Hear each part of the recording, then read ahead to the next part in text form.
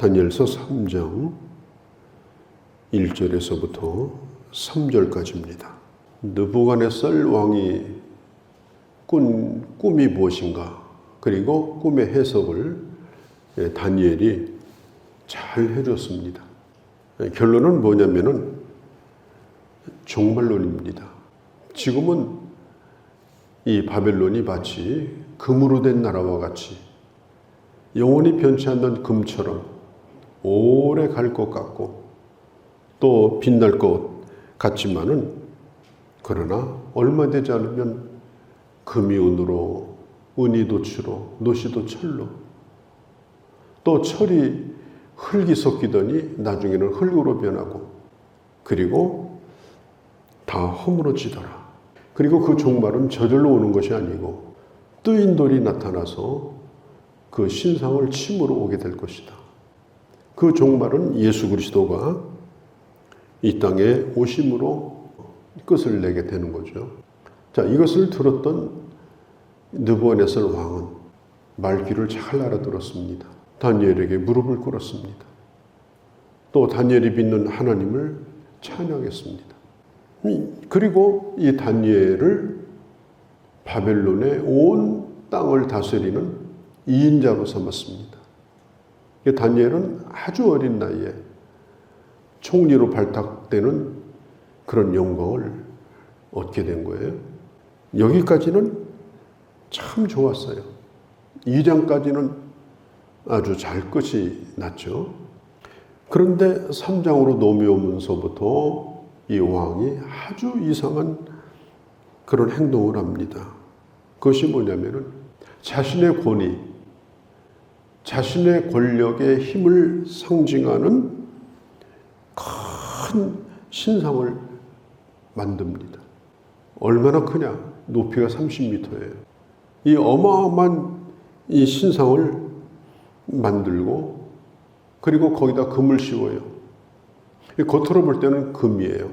그리고 그것을 두라라고 하는 평지에다가 세워놓고, 그 넓은 들의 평지에다 세워놓으니 그 신상이 얼마나 크게 보이겠습니까? 그리고 오늘 2절 3절에 있는 대로 바벨론에 있는 모든 직책을 가진 관리들, 2절에 보면은 지방에 있는 관원까지 다 불러다가, 뭐 어마어마한 숫자가 되겠죠. 불러다가 그 평지에다가 세우고 거기에 절을 하도록 강요를 하는 것입니다. 왕이 왜 이런 행동을 했을까? 왜 사람이 이렇게 갑자기 이렇게 돌변했을까? 꿈에서 본 신상도 다 허물어졌는데 이런 일을 꼭 해야 되는가? 불안한 겁니다. 그리고 그 권력을 오래 누리고 싶은 겁니다. 권력을 잡은 사람들의 특징이 뭐냐? 그 권력에 오래 앉아있고 싶은 거예요. 요즘 보지 않습니까? 그렇게 욕을 먹어도 그 자리에서 안 물러납니다.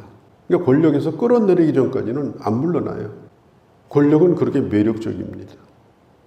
더군다나 이 왕은 온 나라에 모든 걸 다 가지고 있는데 이 금이 은으로 변한다니, 이게 얼마 안 돼서 흙이 된다니 너무나 안타까운 거예요.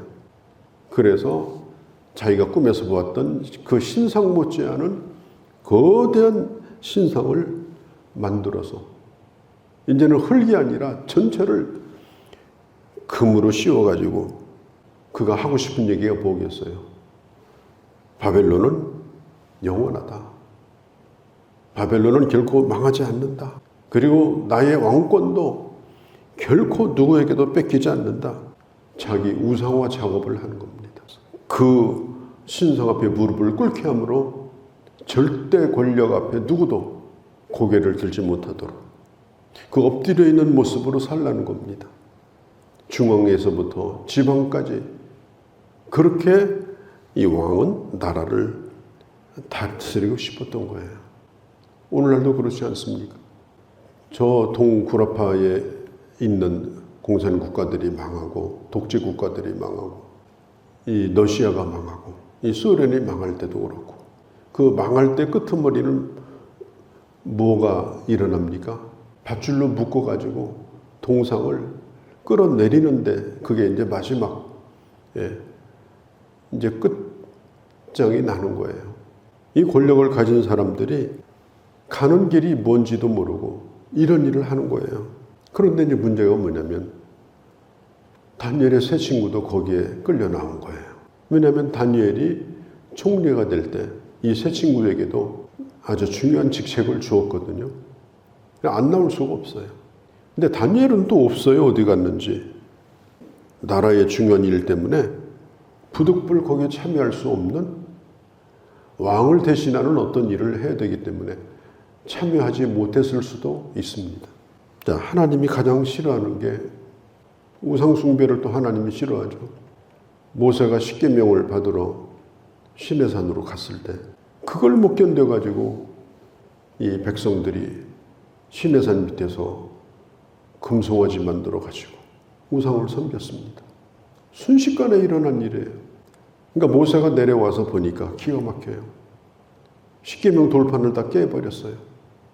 하나님이 뭐라고 말씀했냐? 한 사람도 살려주지 않겠다. 여기서 끝내고 다시 시작하겠다. 근데 모세가 하나님 앞에 중보기도를 합니다. 차라리 나를 데려가 주십시오. 그리고 이 백성을 죽이십시오. 그래서 하나님은 모세의 중보기도를 들으시고 그 백성들을 살려주신 거예요. 솔로몬이 죽은 다음에 나라가 둘로 갈라졌어요. 북이스라엘, 남유다.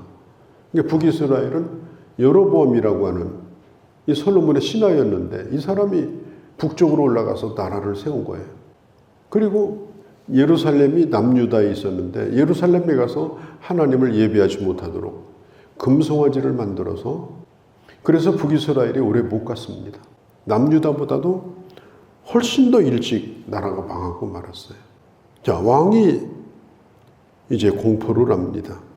거기 모여있는 많은 사람들이 지금 있는데 4절에 선포하는 자가 크게 외쳐 이르되 이렇게 말하죠. 선포하는 자. 이 사람이 뭐라고 말합니까?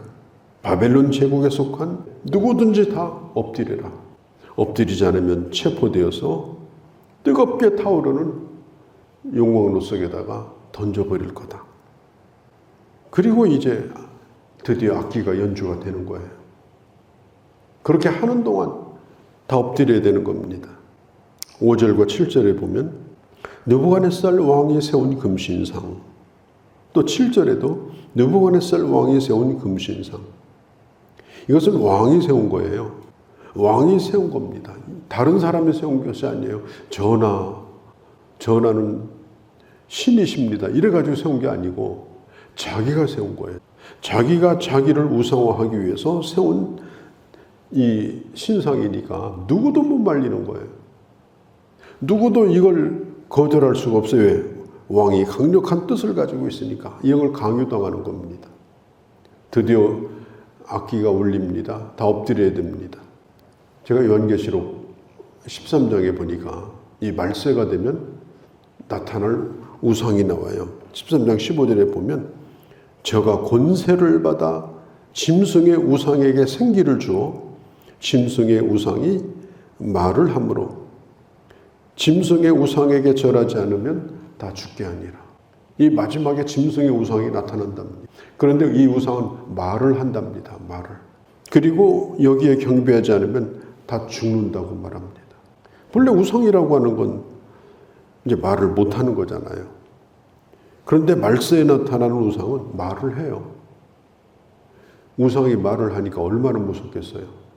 그리고 자기를 절대화시키고 이 말나는 우상이요 제일 무서운 거예요.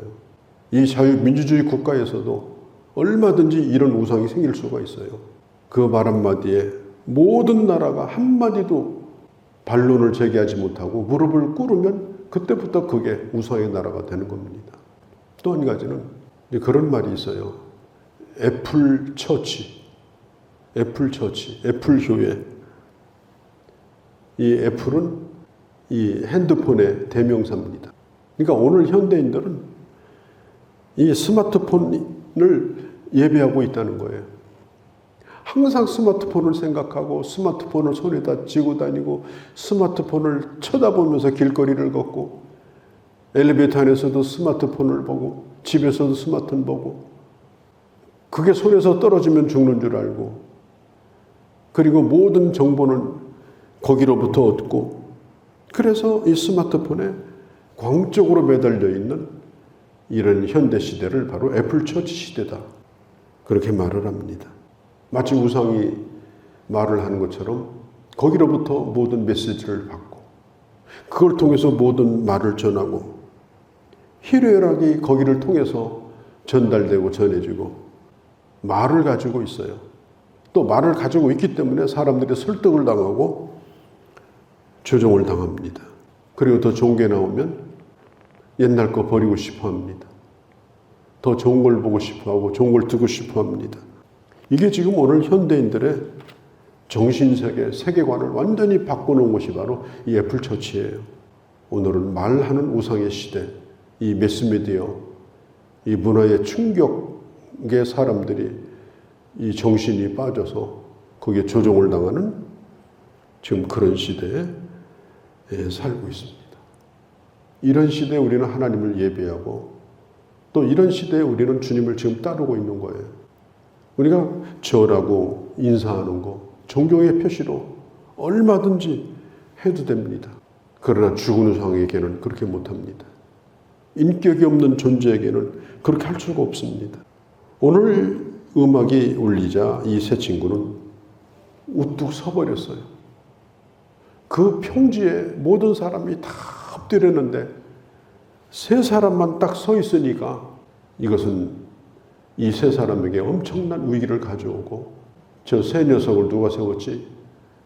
다니엘이 세웠대. 다니엘이 뭐지? 유대인이래. 아, 총리도 문제가 있구만. 이제 이 세 친구뿐 아니라 다니엘에게 반감을 가지고 있는 사람들에게 이 8절에 있는 것처럼 전체 유대인들이 다 참소를 당하는, 이 참소라는 말이 히브리어로 씹는다 그런 씹는다. 바벨론 본토 사람들이 다 유대인들을 씹는 거예요. 이건 완전히 여론이 다 바뀌어버립니다. 이런 처지에 지금 놓여 있습니다. 우리는 항상 이런 도전을 받고 우리는 위협을 받고 있습니다. 그런 시대에 우리는 지금 살고 있어요. 그럴 때에 우리 하나님의 사람은 어떻게 살아야 되나? 세상의 참소를 이겨내면서 어떻게 믿음의 사람으로 승리해야 되는가? 이것이 바로 오늘 우리에게 주어진 과제인 것입니다.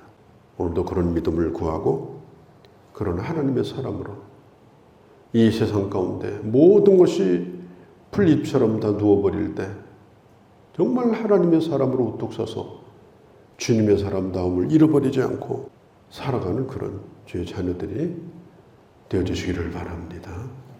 거룩하신 우리 아버지, 오늘 우리가 살고 있는 이 시대도 그러합니다. 자본주의라는 권력, 또 정치 권력, 또 사법 권력, 이런 권력들이 오늘날에도 존재하고 있습니다. 그리고 사람들은 다 엎드려 그 앞에 경배하고 있습니다. 그의 말 한마디에 나라가 뒤바뀝니다. 교회까지 권력에 조종하는 그런 시대를 지금 우리는 겪고 있습니다. 하나님 아버지, 저희들 정신을 차리게 하시고 어떻게 교회가 교회답고 하나님의 사람이 하나님의 사람다운지 이것을 고민하며 오직 주님만을 섬기며 주님의 사람됨을 드러내며 살아가는 교회와 성도들이 되게 하시고 오늘 저희들 있는 곳에서 작은 곳으로부터 이 귀한 사명을 감당하여 주님의 마음에 꼭 드는 주의 자녀로 살아가게 하여 주옵소서. 이 하루도 주께 의탁하나이다. 우리 주 예수님의 이름으로 기도하옵나이다. 아멘.